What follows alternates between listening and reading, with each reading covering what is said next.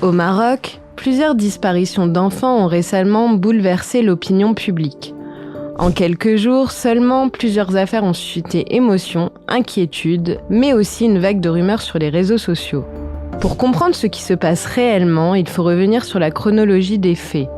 Fin février, à Chefchaouen, la petite Soundous, âgée d'environ 2 ans, disparaît dans le quartier Krinsef.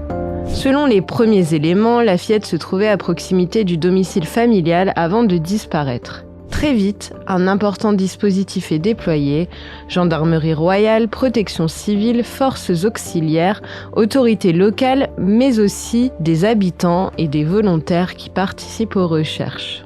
Les opérations de ratissage se concentrent autour du quartier et surtout autour d'un oued situé à proximité de la maison familiale. Des plongeurs, des chiens spécialisés, un drone et un hélicoptère de la gendarmerie sont mobilisés pour tenter de retrouver l'enfant.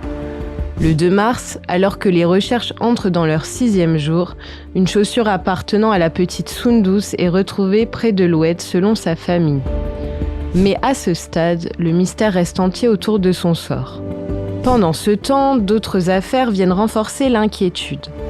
Dans la province de Zagora, le petit Younes, âgé d'un peu plus d'1 an, est porté disparu depuis plusieurs jours et finalement retrouvé sans vie dans un canal dans la région de Tatsi. Une enquête a été ouverte pour déterminer les circonstances exactes de ce drame. Quelques jours plus tard, une autre disparition secoue le pays. Dans la région d'Azilel, une adolescente de 13 ans, Iba, disparaît après être descendue de son bus scolaire. Après plusieurs jours de recherche, son corps est retrouvé dans un lac près d'Aït Halwan, non loin d'Azilel. 3 autres affaires différentes, mais une même onde de choc dans l'opinion publique. Très vite, les réseaux sociaux s'enflamment. Certaines publications évoquent des enlèvements organisés, d'autres parlent de rituels occultes ou de phénomènes mystérieux liés au mois de mars. Mais le 9 mars, la Direction générale de la Sûreté nationale dément catégoriquement les rumeurs évoquant des enlèvements d'enfants liés à un trafic d'organes.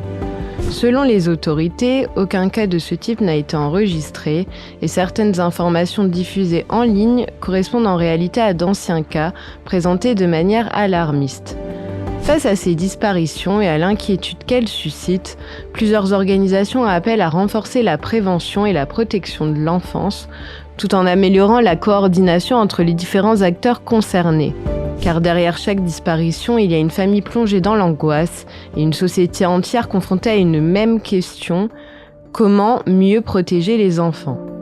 Retrouvez nos articles consacrés à ces affaires sur telquel.ma et dans le magazine Tel Quel, disponible en kiosque.